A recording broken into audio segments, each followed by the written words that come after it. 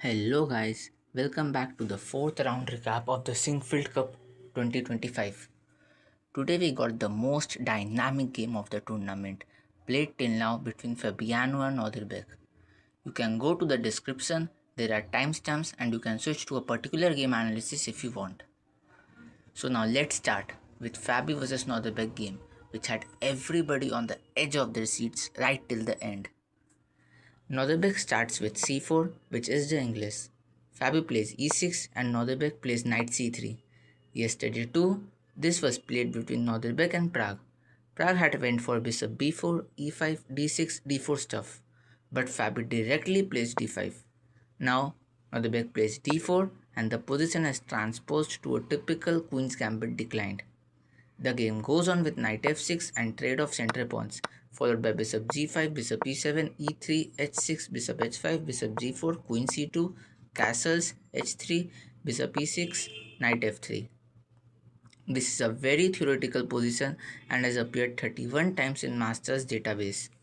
The best move here is knight e8.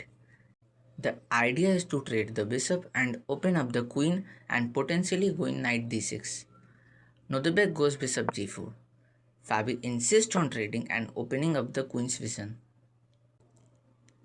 This position has occurred 6 times and the best move is to go knight e5. But Nodirbek plays bishop d3, saying to Fabi that go on and take the bishop. Since he hasn't committed his king yet, he could castle long, opening up the f file for an attack. Fabi trades the bishop and plays knight d7, trying to go c5.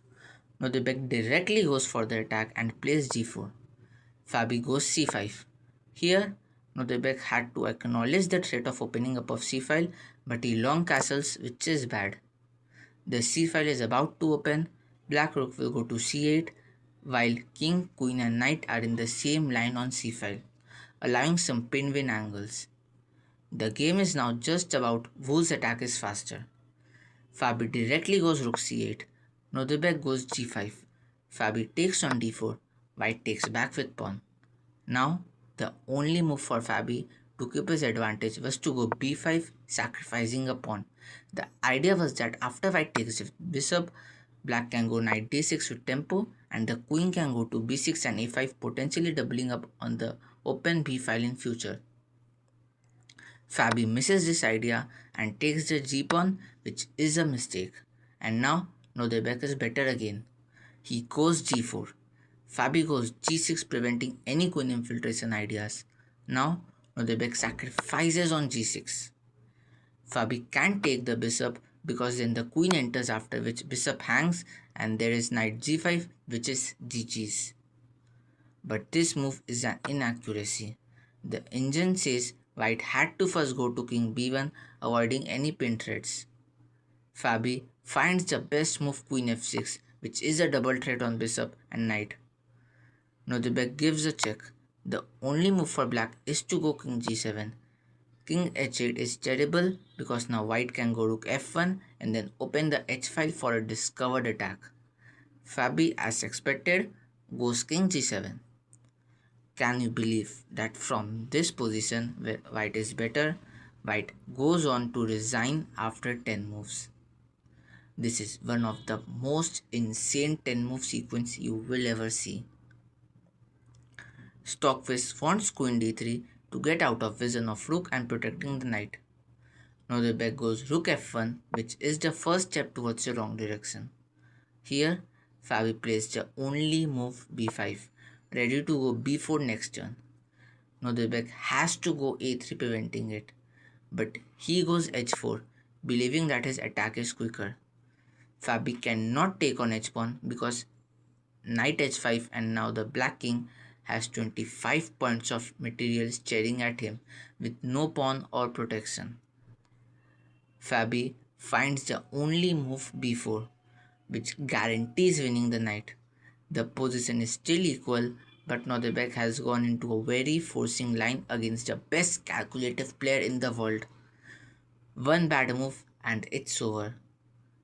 Nodirbek takes on g5 and the only move to keep the position equal is queen f4 check and anything else is +6 for white.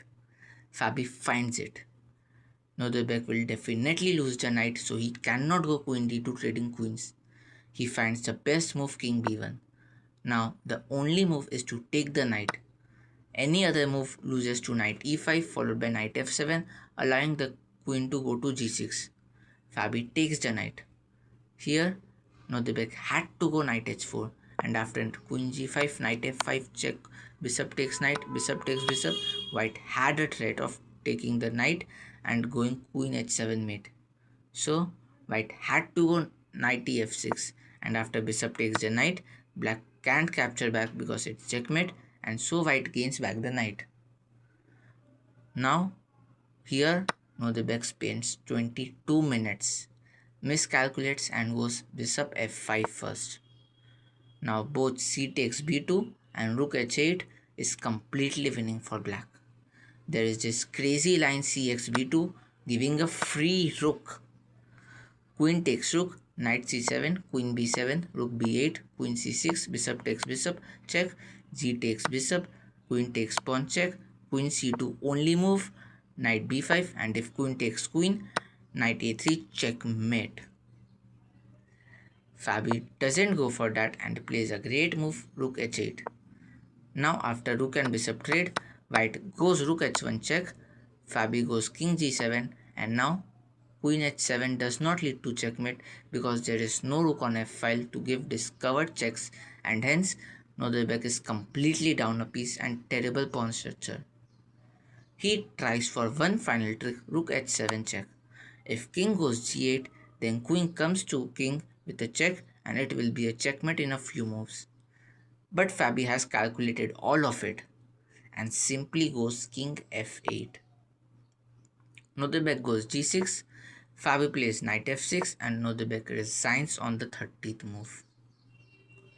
Fabiano truly proved why he is considered the best calculator as he played with 95% accuracy in such a complex game. Meanwhile, Nodirbek is having a disastrous tournament and now he has 3 losses in 4 games with 0 wins, which is highly unusual for a player like him. Another interesting game was between Wesley and Alireza Fidausa. Wesley is a very solid and defensive player. Meanwhile, Alireza is more of a dynamic player and definitely this game will turn out to be interesting.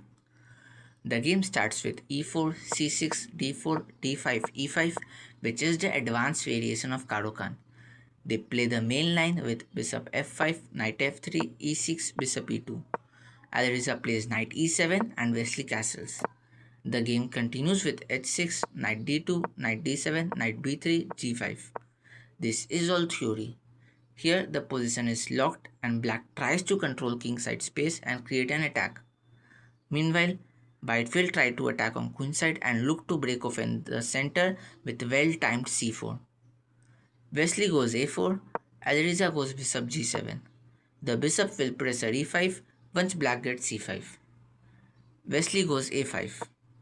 This position has occurred 188 times in Masters database, the most notable ones being between Hans Niemann and Linear Dominguez in 2022. Here, Alireza goes rook c8, which has been seen only 41 times. Alireza has a clear plan to go c5 and open the center. Game continues with c3, castles, rook e1, c5, bishop b5.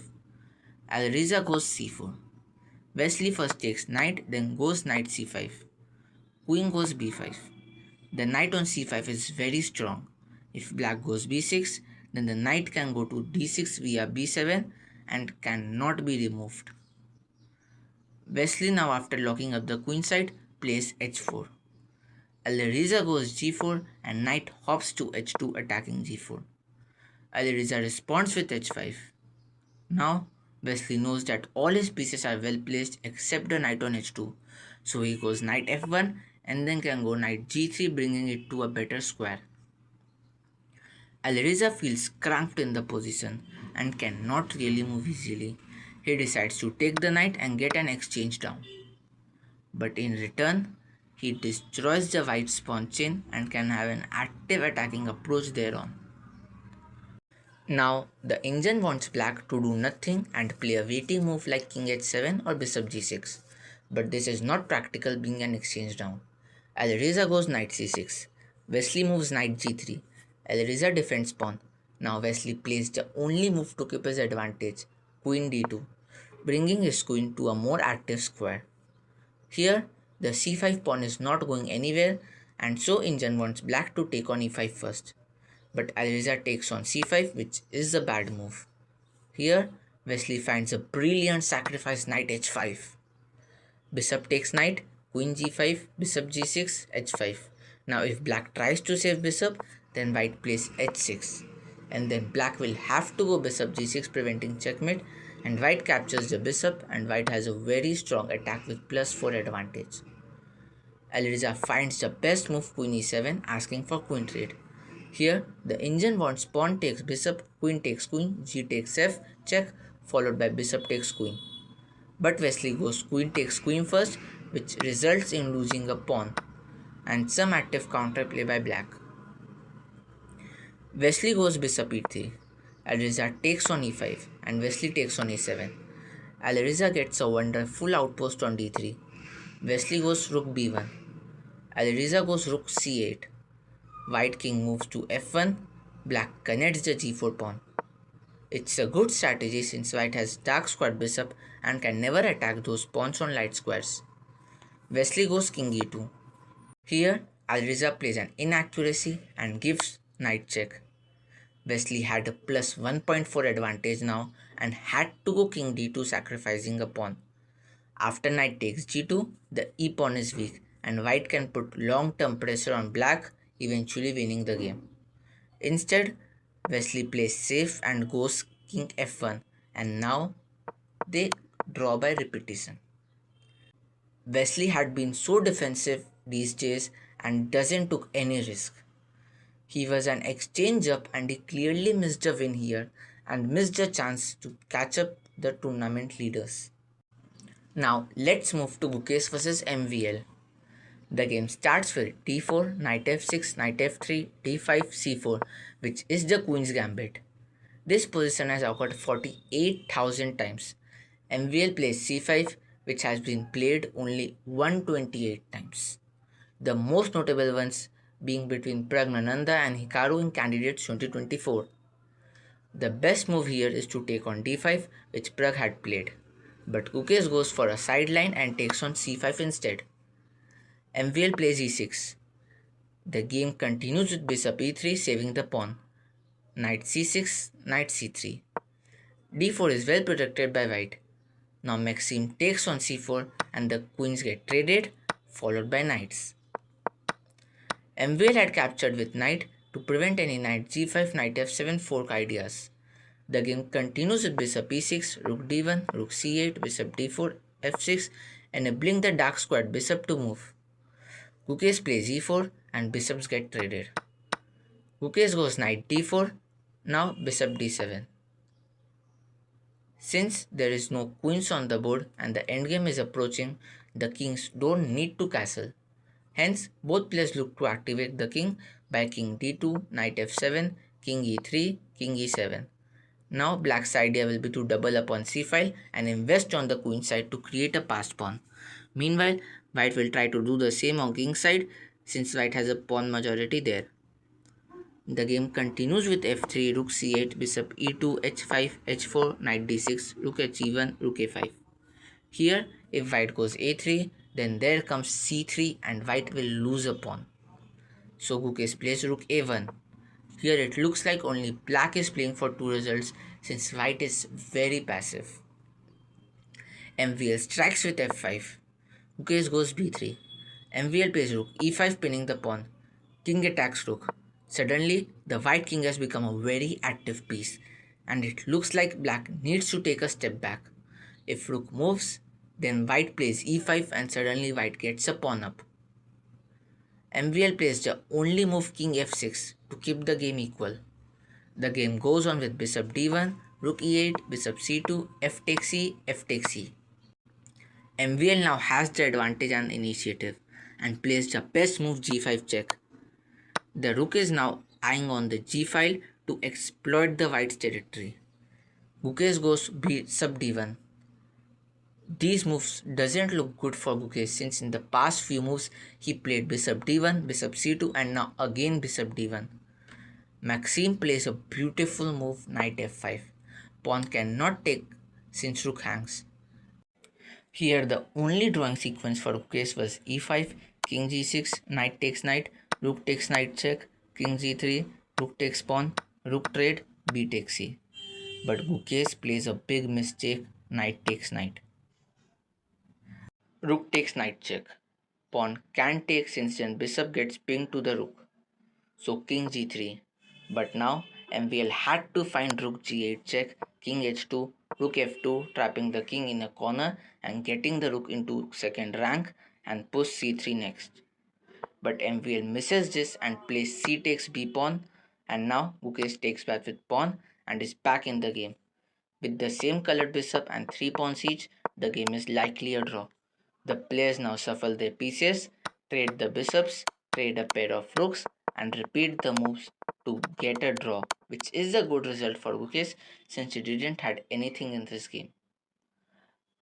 Prag was playing with white against Samuel and started with English, which quickly transposed to the Taras defense. Sam outprepared Prague in the opening itself, but then Prague took his time and played the best moves, and the game ended in a draw in 29 moves with 99% accuracy by the players. Levon vs Duda was also a Taras, and it too ended in a draw with 99% accuracy. After 4 rounds, Fabiano is the sole leader with 3 points, but the others they are not too far away and there are still 5 rounds to go. That's it for today. Let's see you all tomorrow for the 5th round recap. Bye bye.